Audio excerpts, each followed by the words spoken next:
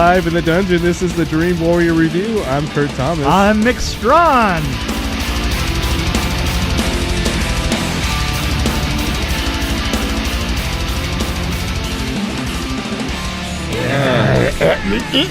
So I remember seeing the 1963 Sword in the Stone and really liking it and thinking it was kind of violent when I was a little kid. I really remember, liked it. I remember Excalibur, the Sword in the Stone, and Excalibur, and also the Camelot. Oh, I mean, who doesn't remember Camelot? Well, I remember Monty Python. Oh, Monty Python. Yeah, there you go. They did some, Arthur. Well, yeah. They did some references to it. Yeah, they've done a lot of references to it. Yeah, the rabbit. Right.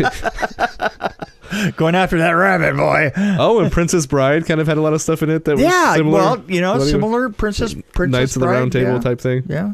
Mel Brooks. What else? We just saw the kid who would be king. The kid who would be king. And I have to say, and in a strange way, I kind of dragged you into this. Yeah. And I saw it myself first. And so this is the second time I've seen it. Well, we were going to see Miss Bala, which under protest, both of us under protest. Yeah. But it wasn't at our theater. It's not in our little tiny town that we live in. We have to be we have to go to the theater that smells the most like piss. Yeah. Because that's the one that's AMC here. So anybody listening from AMC, if you're high up on the chain, please fix the bathroom. Piss. Oh, the bathrooms are awful. I'm going to start using the girls' bathroom. I'm going to dress as a woman next time we go. You weren't dressed as a woman this time? No. Well, maybe I tested out a few things. Well, that was the heels. I was testing out the heels. Well, I like the hat, though. So this description on IMDb is really long, but I'll do my best to read it. Well, do your best. A band of kids embark on an epic quest to thwart... Which I never use that word. Yeah. A medieval menace. That's it. That's it? You done? Wow. That's And I went in with no expectations at all, other than you saying one of your grandchildren said they liked it. Yes. Neve did like it quite a bit. Yeah. So... Which, obviously, she has good taste. She does have good taste. Yeah. I mean, she should probably be sitting here doing this podcast. Believe me, she'd smoke the two of us for sure. Probably. Yeah. But I know I liked it. It was actually, it was obviously just a journey that they were taking. And it was a very predictable journey. But it's not like we don't know what happened. No surprises. Yeah, no surprises. I liked some of the twists, though. I mean, I like how they... But you know what? It was... pretty good. They really worked on a couple of angles that I hadn't seen done as well before.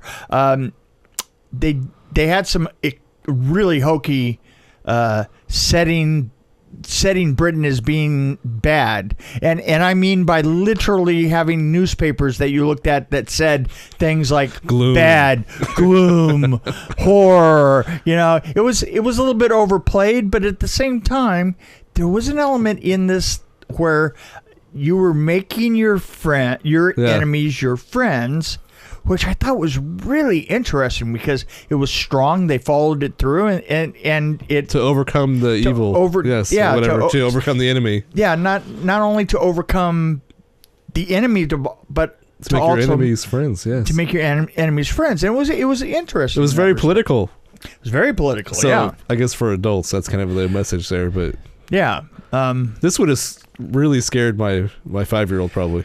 Yeah, well, like I'm saying, she would have run out screaming. Like I was saying, I took the two older girls to see it. Yeah, and it was kind of a little frightening, even for my 9-year-old. I mean, for my 9-year-old granddaughter.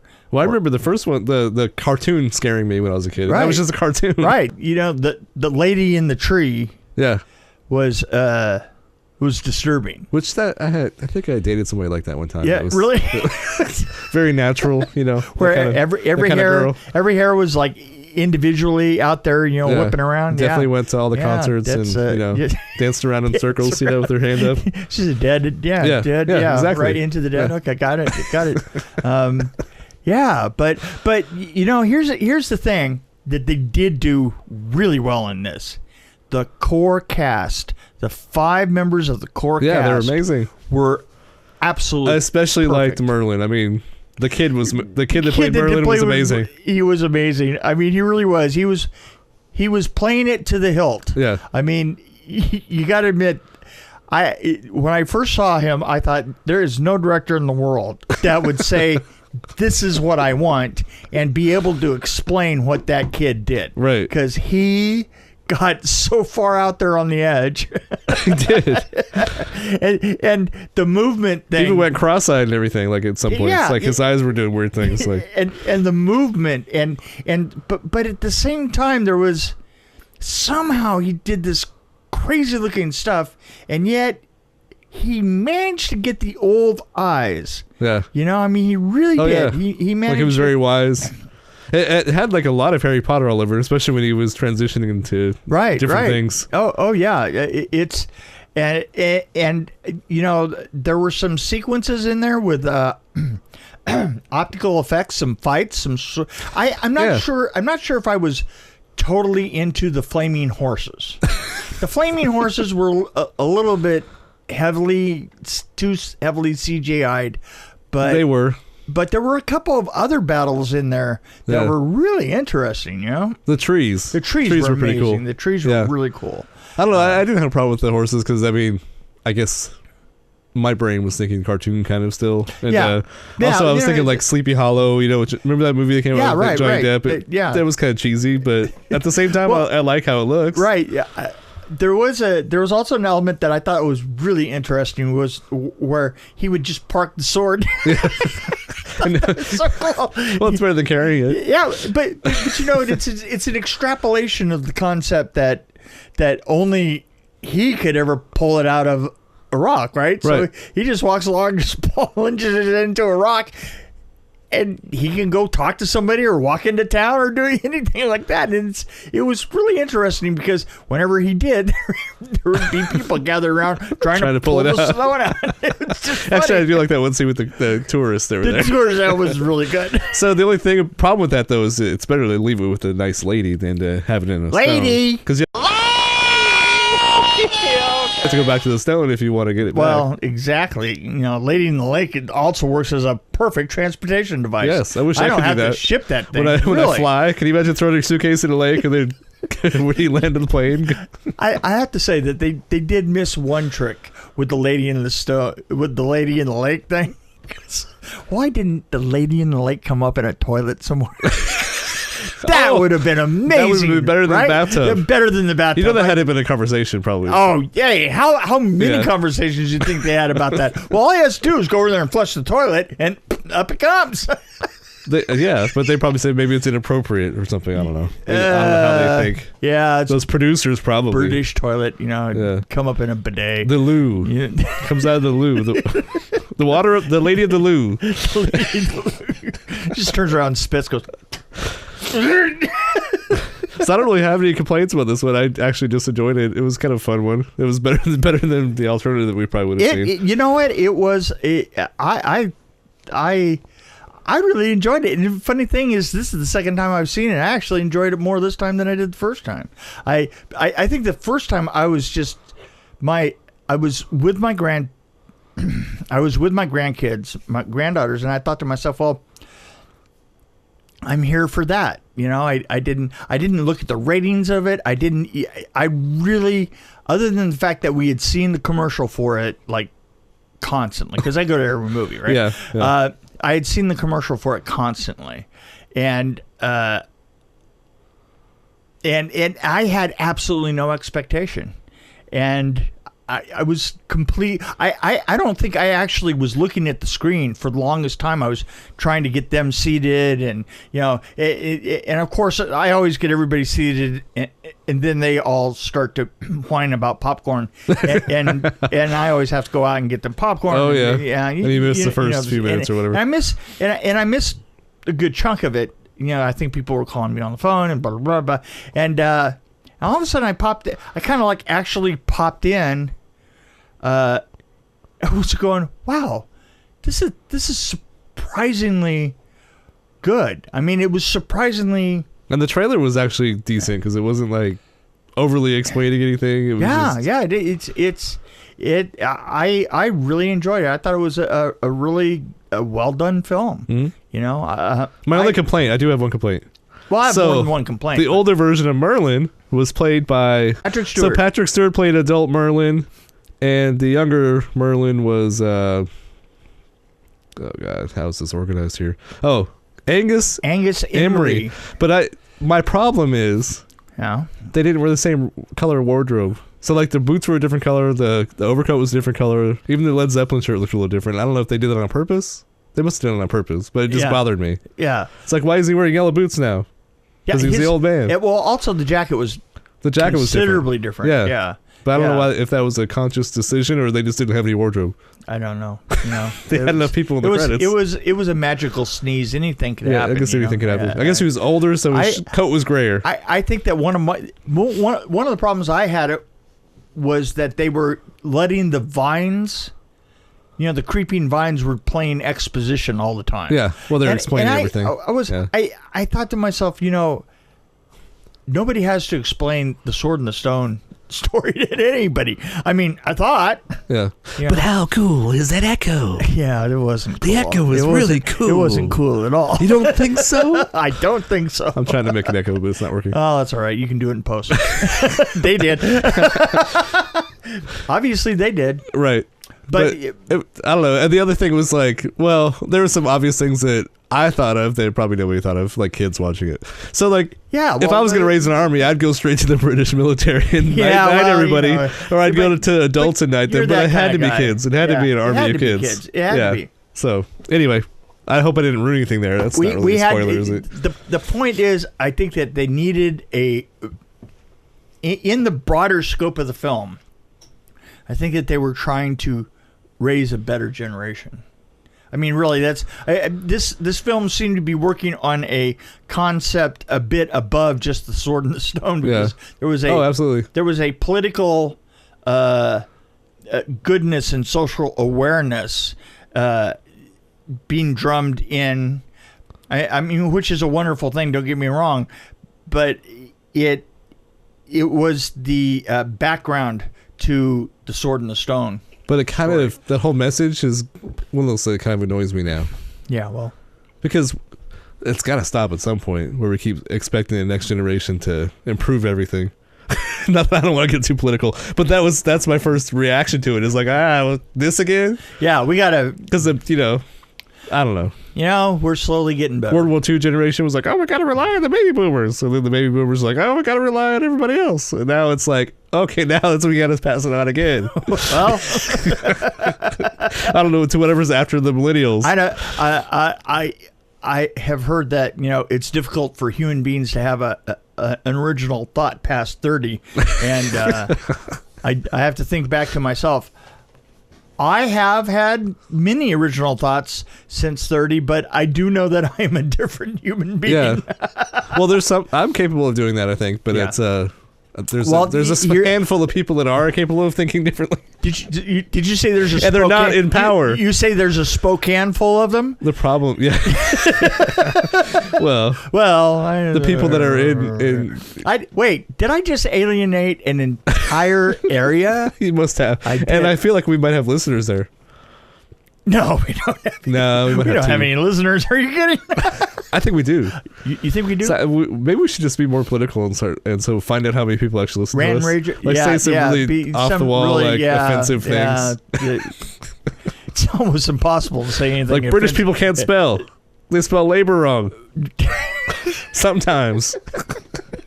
I was watching the credits and I saw that. But yeah. I don't. Somebody needs to explain that to me. Why is it spelled labor one way with a U one time, and then the next time it was without it? Was that a typo? I don't know. I'm confused. And there were only 5 chaperones on this movie. There were a lot of kids. How could 5 chaperones watch all these kids? Now, I have a question for you, and I'm just putting this out there. Do you think that they actually had that many kids that they were using? Because no. I don't think so. It looked like a lot, but it wasn't. But, yeah, I think that they were duplicated, especially inside the school. Yeah, they might have had more extras, like where they. Well, yeah, but inside of the school, I think a lot of those were actually, they were but I mean, A, on the rooftop, and B, when they're doing the sword practice. Oh, when they're practicing the swords. Yeah, those two. I think they had extras a lot though when they're first scene with all the kids. Oh yeah. No, they did. I don't know. It was pretty funny. And also I think from a kid's point of view, it could be really fun to see this movie because you see the kids control the adults. Yeah, no, I would. But which is my biggest fantasy as a child. One of the conceits of a good kids film is that the kids know more than the adults. Yeah, and certainly in this case, that's quite true. And I shouldn't complain about stories and people like passing on to the next generation because I just realized that you're doing it. The stories are just being told over and over and over and over and over till the end of time. So it's the same story. Yes. I mean, it's the same story. Well, they also mentioned that in this movie. They said, King Arthur. Oh, yeah. The Hobbits. Yeah. Harry Potter. They kept naming the same story. kind of thing. Right. It's you can stay home. Yeah. It's the same story. You don't need to go out. It's the same story. Right. You gonna put gas in your car? You don't need to. It's the same story. I don't know where I was going with that, but I'm not going to get far if I don't have gas in the car. Well, after that, I don't really feel like getting up to go to work tomorrow. Well, what can I say? So or today, I don't feel like getting up today to go to work. Because today is Friday. Wait, no, it's not. We're not out that late. Look, it's only 10 o'clock. No, the episode's coming out on Friday. Oh, right. Yeah. No, right. Friday. Yeah. Okay. I mean, it's so late right now. That's right. It's already Friday morning. We actually went to the film a little bit earlier than we normally do. And I think that our energy is a little bit more focused than it normally is. Which really bothers me. I know. It doesn't feel right. I like being confused and lost. Like confused and lost is I feel if I'm over here just always on the verge of trying to catch myself as I'm falling over, I do better that way, How'd you feel about the set where he found the sword? I thought that was kind of interesting. I thought it was interesting. I thought it was good. I thought the production design overall, I thought was really pretty good, I like the scenes.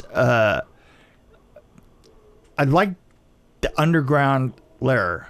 I liked her being trapped with the vines. I thought they did a good job of the vines there. I'm not sure that I was as fond of them through the film. And I don't like the fact that they whispered all the time. Yeah, well, shut up. That was an echo. Shut up. See, watch. Shut up. I'll do it right now. You know what? What should I say? The rain in Spain. The rain in Spain. The rain in Spain. The rain in Spain falls mainly on the plain. Across the plain. Across the plain. Across the plain. The plane. You're a piece of ivy. Shut up.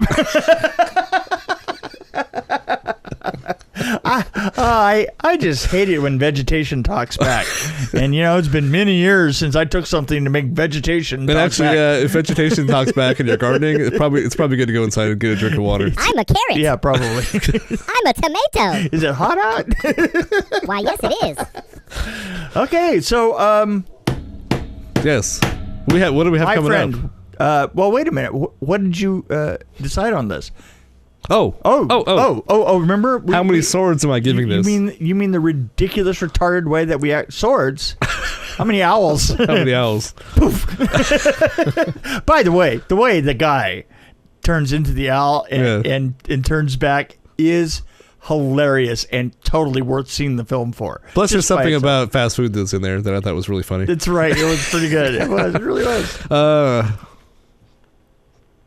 What do you think? I actually give it a pretty good. I think I'm pretty strong on this one. Yeah. I think I'm right on the cusp of 4. Maybe I'm right at a 4. I'll say 4. I'm at 3.9. Yeah.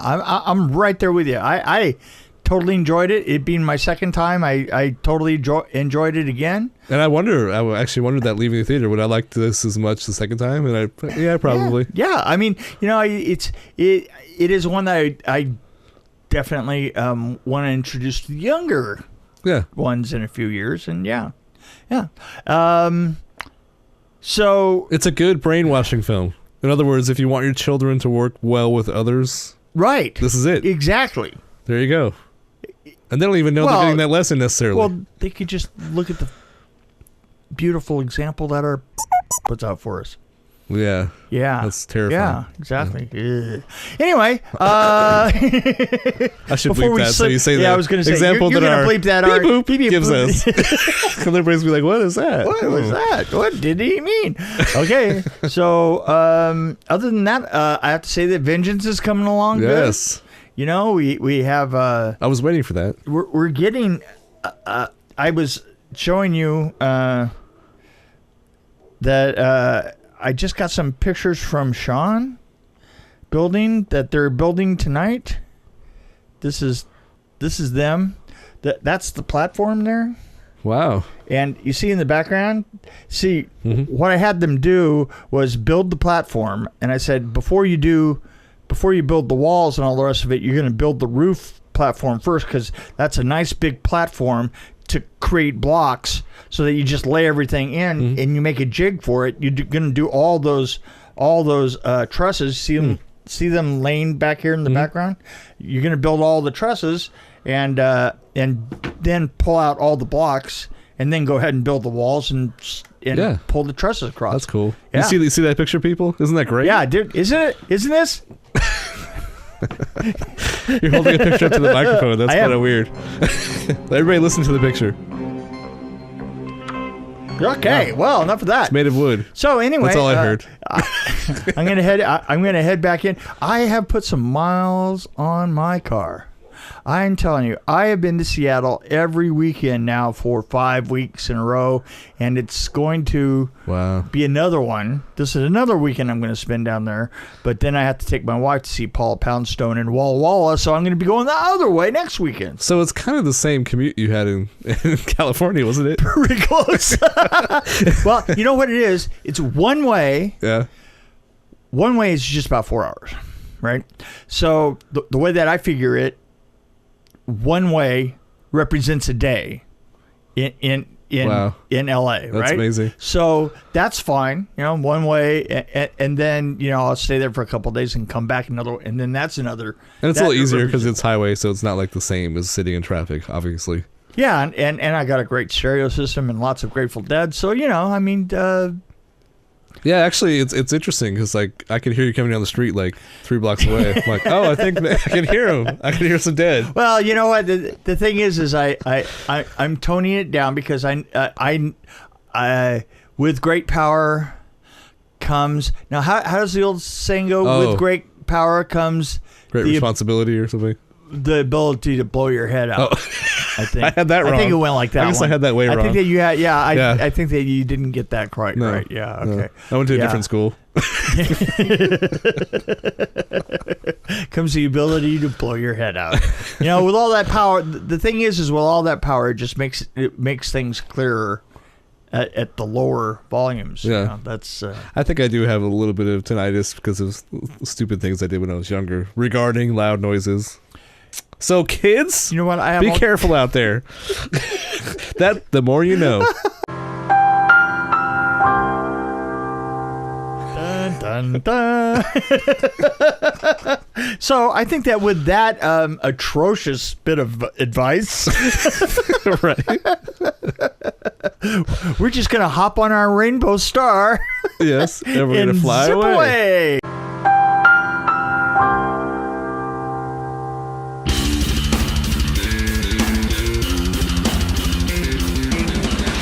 Thanks for joining us on the Dream Warrior Review podcast. Don't forget to tell your friends about us, follow us, and, of course, like us. We can be found on Podbean, which is an amazing app, YouTube, Stitcher, Alexa on any pod, iTunes, Google Play. We're on Twitter as well, at DW Review, and, of course, Facebook. You can find us there.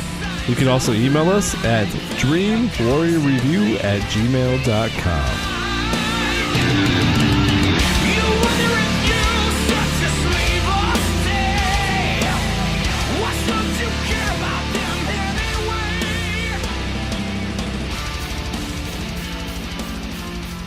So is anybody going to water me anytime soon?